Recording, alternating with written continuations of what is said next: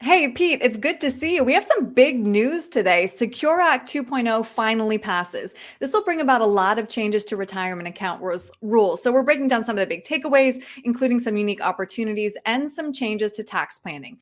Again, I feel like we've been hearing about Secure Act for a long time. So, let's hit on one of the biggest takeaways here, which is a new RMD age table. Pete, what do we need to know?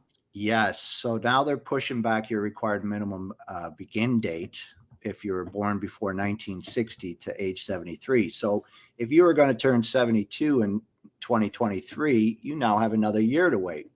For those of us who were born after 1960, our beginning RMD date is now at age 75. So they're pushing back our beginning date for our required minimum distributions. It is a big change for us. It is a big Absolutely. change. And I feel like this begs the question because, of course, when we delay those required minimum distributions, that leaves us with a larger account balance at death. And Congress stripped the lifetime stretch IRA rules. So now almost all beneficiaries must take out the entire balance within 10 years. That is quite the tax burden.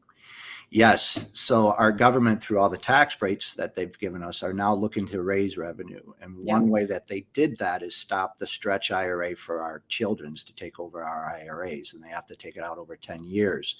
So the objective is for those parents and my clients who have large 401ks or IRAs, tax deferred accounts, is when you retire, we want to work on getting that balance of that 401k down Right. prior to beginning those required minimums. Hmm. Purpose being is, as we know, historically, we're in a low tax environment right now. Hmm. So this is the time to do your Roth conversions early in retirement, or even just take distributions from your IRAs, even though you don't need it.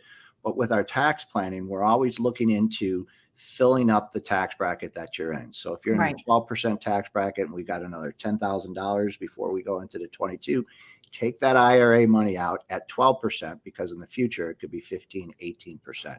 Right. Get And we're those going to down. do exactly a deeper dive on those Roth conversions in a second. Real quick, though, first, I want to hit on one more change that we wanted to talk about, which is RMD penalties. What's new here? Yes. So we recall everybody talked about don't forget to take your RMDs because Right. the penalty is 50% of what you were supposed to take. So if you're required to take 10,000, the penalty alone would be 5,000. Now, Ouch. with my experience in the past, there's senior moments. Clients miss their required minimums. But when we do the taxes, we're able to explain to the IRS that it was a miss and that they've waived the penalty in the past of 50%. Now they've lowered that penalty to 25%. But though what they're saying is if you don't have a good reason for missing that required minimums, they are going to penalize you 10%. I still think there might be some wiggle room in there, but the importance is once you start those required minimums, set them up for Right. automatic each year to avoid this. That's always good Bottom advice. line. Yep. Right. So you mentioned some strategic tax planning that we can do now to kind of set ourselves up for success in the future. And specifically, we're talking about Roth conversions. So, two things that I want to show everybody watching real quick. As you mentioned, we are in a historically low tax rate right now, which is one reason why you would want to pay your taxes right now.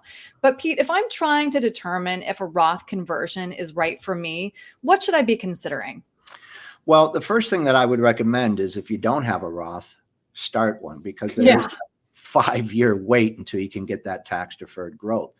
So the younger you are, the better Roths are going to be for you. So start that Roth, start that 5-year window ticking. And then once you have that Roth established, that's when we're going to look at your income that you have. And if you're still working, it may not be the time to convert. But if you retire at 65 and we have 8 to 10 years to begin your required minimums, that's the time to get busy converting, lowering your taxable income in the future for an assortment of reasons. Right. And also, just to kind of restate the obvious here, Roth accounts don't have RMDs. Correct. But your children will have an RMD on that Roth IRA. But for us, it's still a great deal because we get that tax deferred growth and tax deferred or tax free income in Hmm. retirement. It's Hmm. still a great plan. Your kids will have to take it out over 10 years, but you're still giving them tax free money. It's a beautiful thing. Right. This is why I always enjoy talking to you, Pete, because it's not necessarily the solution for right now, but the solution long term, and also the legacy that you're leaving your family and your children. Such an important consideration. If anybody has questions about what we've talked about today, or if they're considering starting a Roth, what's the best way to reach you? 847-499-3454. That's the main line. You can email me at pete@conwaytag.com. Pick up the phone, get on my calendar. It may not be right for you now, but again, start thinking about that, start planning for your future.